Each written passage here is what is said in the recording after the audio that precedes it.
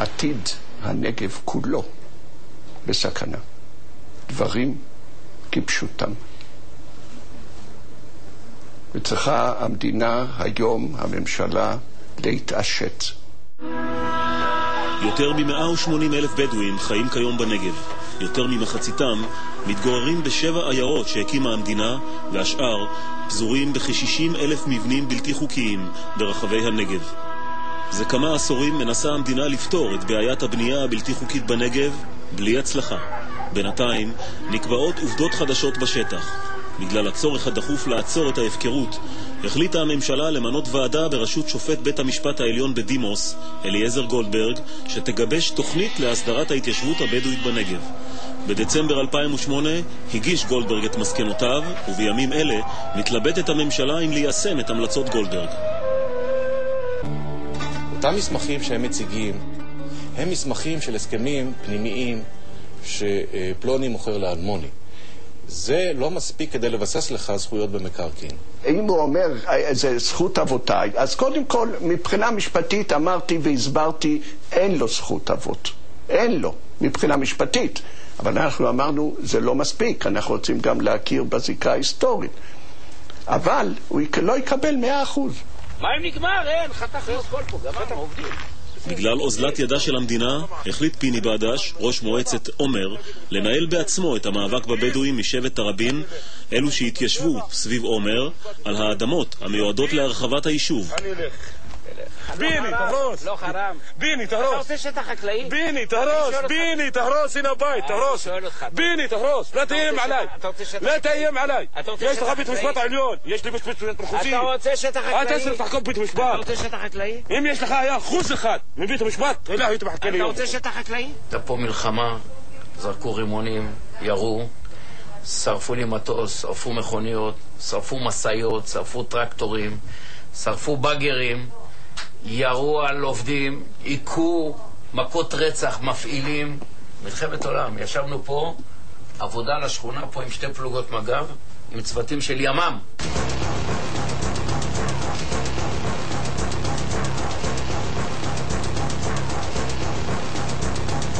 בסופו של דבר, מי שנהרס לו בכוח, הפסיד את הפיצויים. מי שנתפנה ברצון, קיבל את הפיצויים וקיבל פיצויים מוגדלים. כל אחד קיבל מגרש מפותח של דונם, וקיבל פיצוי כספי כדי שיוכל להתחיל לבנות. העניין המרכזי שאיתו נדרשה ועדת גולדברג להתמודד היה הבעלות על הקרקע. אנחנו אמרנו כך, לבדואים על פי הפסיקה אין זכות בעלות בשטח שנתבע על ידם. אבל צריך להתחשב גם בזיקה ההיסטורית שלהם. ולכן הם יקבלו בעלות, אבל בעלות חלקית. אנחנו הצענו 50%. לבוא להגיד 50% פיצוי אני נותן לך בקרקע, הלבנה ב-50%, היו 700 פסקי דין של תביעות בעלות של בדואים נגד המדינה, הם הפסידו בכולם. המדינה ניצחה בכולם. אז למה לתת להם 50%? מאבק על שמירת הקרקעות מתנהל בבתי המשפט וגם בשטח. אחת הדרכים להתמודד עם תפיסת הקרקעות על ידי הבדואים היא נטיעת עצים. אבל כאן בגבעות גורל קרטו הבדואים 3,000 עצים שנטעה הקרן הקיימת לישראל. בדואים תקפו את עובדי קרן קיימת ואותנו בשטח. זה הרכב שעוד בוער, שצילמתי אותו, של מהנדס יערות של קרן קיימת. ופה זה עוד טרקטור ששרפו אותו. טרקטור כבד, שרוף, total lost. כאלה כלים עולים מיליונים. בעבר הסכימה המדינה לתת פיצוי כספי נדיב בעבור קרקעות שבדואים טענו לבעלות עליהן, דבר שלא עמד בקנה אחד עם חוקים שבטיים קדומים הנהוגים אצל הבדואים. כל השטח הזה שהחריש, שם אתה רואה אותו? כן. קרחות. באמצע יש קרחות. איפה מטע הזיתים זה קרחת. אחריו יש קרחת. ביישוב לקיה הכשירה המדינה עשרות מגרשים שרכשה מבדואים שבעבר טבעו בעלות עליהם, אולם המדינה לא הצליחה ליישב בהם איש, שכן החוק הבדואי קובע ששום בדואי לא יתיישב לעולם על קרקע שבדואי אחר טען לבעלות עליה.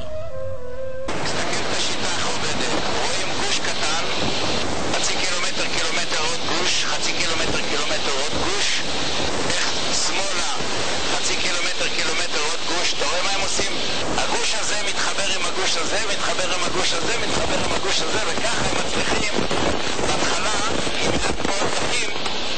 מעט מאוד בתים לתפוס את החנה.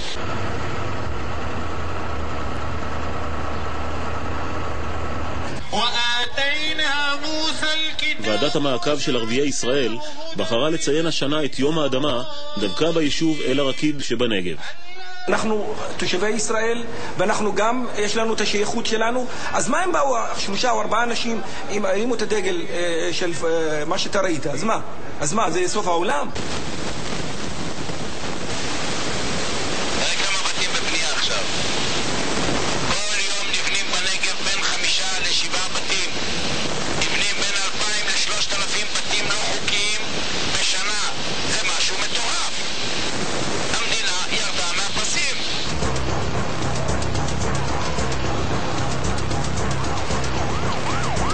מדינת ישראל משקיעה מיליוני שקלים כדי לאכוף את החוק בנגב, אבל האכיפה לא יעילה. עכשיו מה קורה? אתה מביא 500 שוטרים, ביום שאתה בא לבצע צו הריסה הם רצים, אותו שופט שלקח 2 להוציא צו הריסה אצלו, אותו שופט מטריד צו הריסה רוצה לבדוק עוד פעם. מה יש לך לבדוק? 2 היינו אצלך, לא השתנה כלום. אם בא מישהו ואומר, יש לי טענה חדשה שמצדיקה שלא יהרסו, אומרים, נעכב את זה לשבוע ימים, 10 ימים, לא יקרה שום דבר אם זה יעכב. הם עושים פורום שופינג. פורום שופינג זה בוחרים לעתים את השופטים הנוחים יותר, אני אומר את זה בזהירות מסוימת, אבל לא תמיד נותנים לשופט את כל הרקע ההיסטורי של ההליכים המשפטיים שהיו מעורבים בסיפור הזה, ולכן הם יכולים לזכות פה ושם בשיטת מצליח בהחלטה כזו או אחרת שמעכבת. אז עוד פעם 500 שוטרים, עוד פעם עולה למדינה. ואם זה עולה למשטרה יותר כסף מה שהצריף, או למדינה יותר כסף ממה שהצריף עולה, אז זה עולה.